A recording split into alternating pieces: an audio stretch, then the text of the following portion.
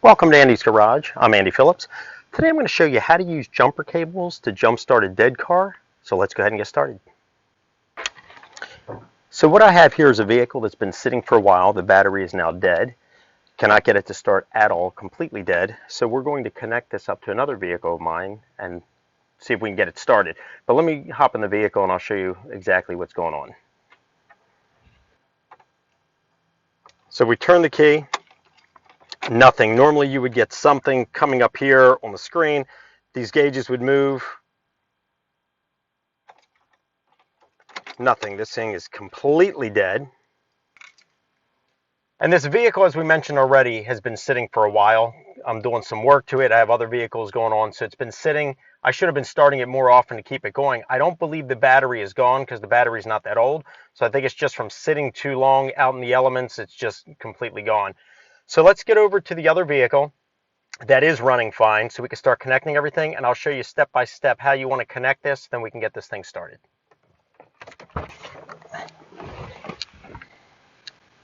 So the first thing that you want to do is you want to get another vehicle in proximity to it so that way the jumper cables can connect. You want to make sure that you see what side inside of the under the hood where the battery's on. Some vehicles it's on right, left. So you want to make sure that you get those two sides together, which is why I have this vehicle backed up. This one is obviously in forward.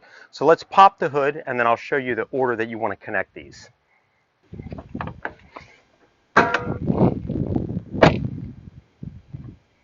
And obviously you want both cars to be off when you start this. You don't want any of them to be running. Let's pop this up.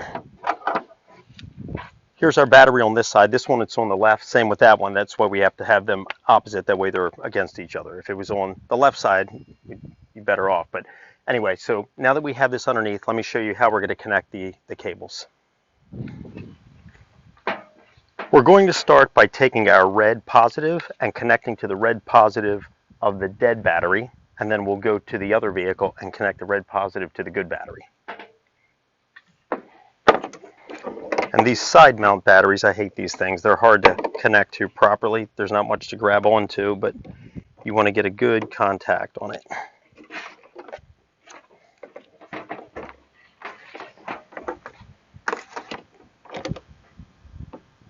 Here we go. Let's head over to the other one.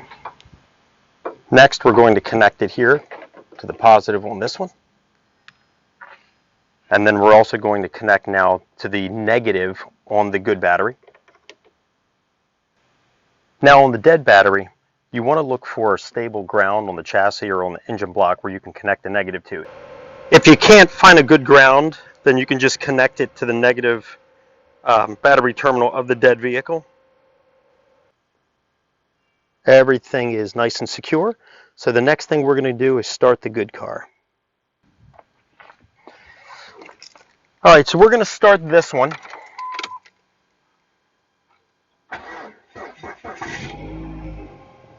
Now with it running, we're going to let it idle for a few minutes, let it really get that one charged before we attempt to start that one. So I'm going to let it idle for a little bit and then we'll go into that vehicle and see if we can get it to start. It's been almost 10 to 15 minutes, which is what you want to let it do. You want time for the alternator on the good battery to do its thing with the dead battery. So we're almost at that 10-15 minute mark. I'm going to get in this vehicle and we're going to try to start it. Let's give it a shot. Okay, that definitely looks better. We saw before it was completely dead. Let's see if we can get it started.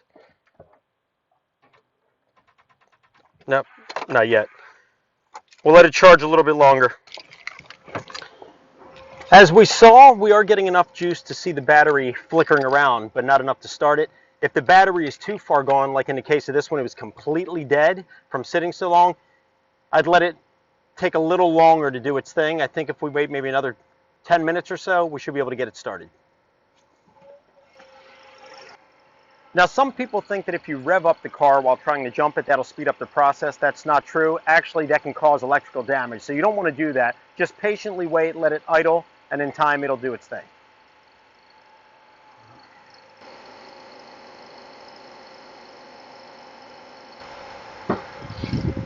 It's been almost 10 minutes again. Let's try it again and see if we can't get it to start.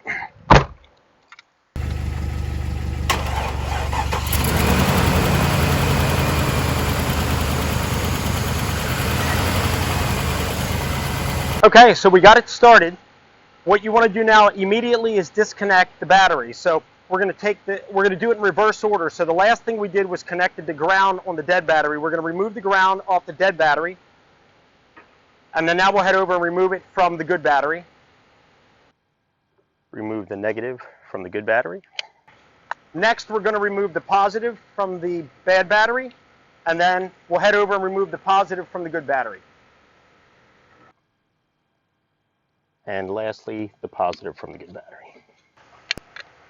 And that wraps up this video on how to jump start a dead vehicle.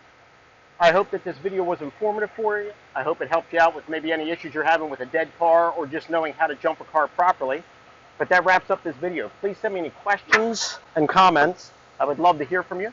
And as always, I appreciate all the support. Please like this video, subscribe to this channel. I'll see you next time.